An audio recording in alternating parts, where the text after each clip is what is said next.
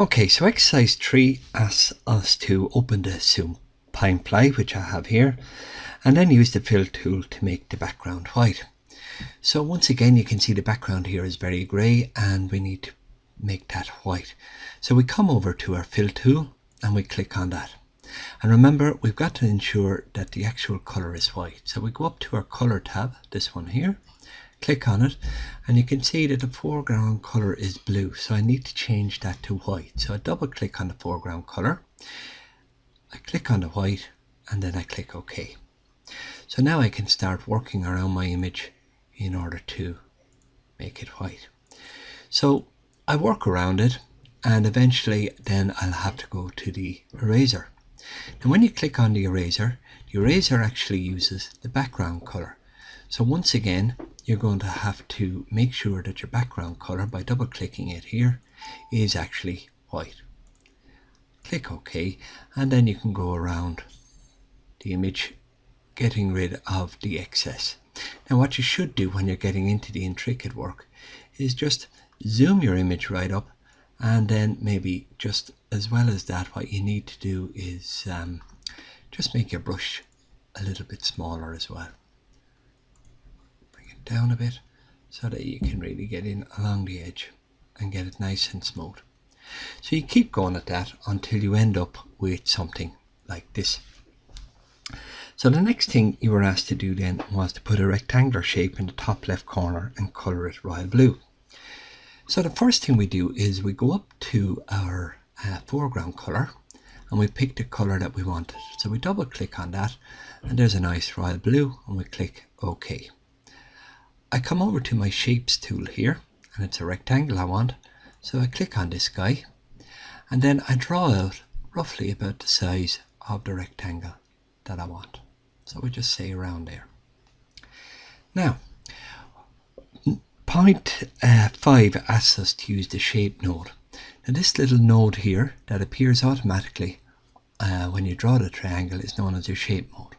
So you put the cursor over it, and you can see if you draw it downwards it rounds the corners, and if you draw it upwards it inverts the corners. So we're going to just round the corners like that. Okay. When you're happy you have that done, just click on the move tool and you're finished. So the next thing we're asked to do then is use the type text tool with an Arial font 20 bold, colour white, to write the supine fly in the rectangle. Alright, so I go to the text tool and I click on it. The next thing I do is I click on the foreground colour. It's white, so I'm okay. If it wasn't, I would double click and click on white here to make sure that the colour is correct. Now, when I click into where I want my text, you can see that I have the options of what type of font and what size. So I'm going to go here, bring it up, and I'm looking for Arial 20. So here we are, Arial, and I wanted 20, and I wanted bold. Okay, so don't worry where your cursor is at the moment, because you can move it in a few seconds. So supine fly. Alright, so I have that in. Once I'm happy with it, I can then click on the move tool, put it over the supine fly, and just move it centrally to wherever I want. Now, as you can see down here in the bottom left hand corner, this image is made up of several layers. So you have the background, and then you have the actual rectangle itself, and then you have the text. And we want to save all those so that if we want to come back into this project, we can change any of the colours you want, or change the font or whatever. If you save it as a JPEG, you lose all your layers and you won't be able to come back in and edit the font or the colours of the rectangle, etc. So this is where you save it and just go save as, and as you can see it'll automatically be saved as a photo plus picture. Alright, and we call it the supine fly there, and I'll just call it 2 and save. That way then if I open that document I still have all the layers.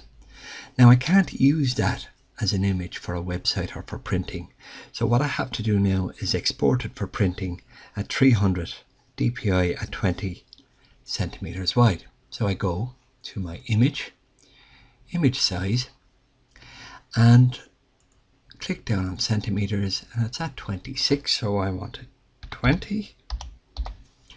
And because maintain aspect ratio is ticked, all I've got to do is just click once into the box and it'll change automatically.